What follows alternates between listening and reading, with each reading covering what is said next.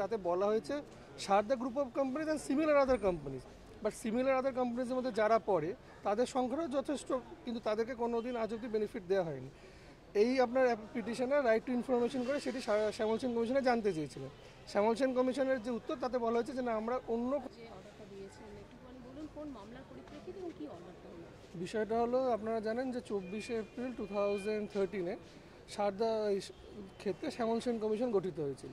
তো এখন অবধি যেটা হয়ে আসছিল যে শ্যামল সেন কমিশন যে গঠন হওয়ার পর থেকে যে টাকাটা রিফান্ড করা হচ্ছিল বা সেটা কিন্তু শুধু সারদা গ্রুপ অফ কোম্পানিজের জন্যই হচ্ছিল। বাকি আমরা সবাই জানি যে অনেক অন্যান্য কোম্পানিজ আছে যাতে মানুষ প্রতারিত হয়েছিল, কিন্তু তাদের জন্য কোনো সুরাহা হচ্ছিল না। তো এখানে যে ক্লায়েন্ট যিনি আর কি হাইকোর্টের দ্বারস্থ হয়েছিলেন, উনি একটি মামলা ফাইল করেছিলেন সারদার এই যে টাকাটা দেওয়া হয়েছে নোটিফিকেশন, তাতে বলা হয়েছে Saradha group of companies and similar other companies, but similar other কোম্পানিজের মধ্যে যারা পড়ে তাদের সংখ্যাও যথেষ্ট, কিন্তু তাদেরকে কোনো দিন আজ অব্দি বেনিফিট দেওয়া হয়নি। এই আপনার পিটিশনে রাইট টু ইনফরমেশন করে সেটি শ্যামল সেন কমিশনে জানতে চেয়েছিলেন। শ্যামল সেন কমিশনের যে উত্তর তাতে বলা হয়েছে যে না, আমরা অন্য কোনো কোম্পানিকে এন্টারটেন করছি না, অনলি সারদার ক্ষেত্রে এন্টারটেন করা হচ্ছে। তো এইটার বিরুদ্ধে চ্যালেঞ্জ করে আজকে আমরা মহামান্য হাইকোর্টের দ্বারস্থ হয়েছিলাম, এবং এখানে মহামান্য আদালত যেটি বলেছেন যে না, নেক্সট বিষয়টা যেটা হচ্ছে যে সারদা ছাড়াও বাকি যত ধরনের ধরুন চিটফান্ড কোম্পানি বা এরকম কোম্পানি যারা এই অ্যাক্টিভিটির সঙ্গে যুক্ত, তাদেরকেও এই কমিশন এন্টারটেন করবে। হ্যাঁ, রিফান্ড বলতে যে হচ্ছে যে আপনার যে একটা 500 ক্রোর্সের যেটা অ্যালটমেন্ট ফান্ড হয়েছিল, সেই ফান্ডটা তো কোনো বেনিফিট পাওয়া যায়নি।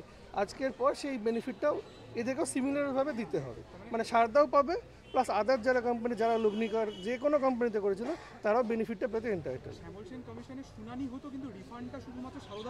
শুধু হ্যাঁ, মানে সারদাকে এন্টারটেন করা ছিল in terms of economical sanction. না, এবার সবকে মানে বাকি যারা এন্টারটেন করেছিল, প্লাস যেটা হচ্ছে যে আমাদের অ্যাপ্লিকেশনটা 12ই ডিসেম্বর করা হয়েছিল।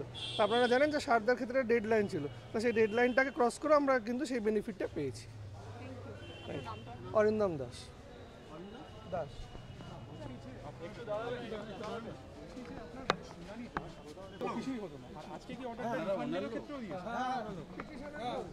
ইনি হচ্ছেন পিটিশনার, মামলাকারী হচ্ছে পিছিয়ে দেন নাহলে পাবেন না, সবাইকে কাউকে পাবো না। কি নাম? মেহমুদ।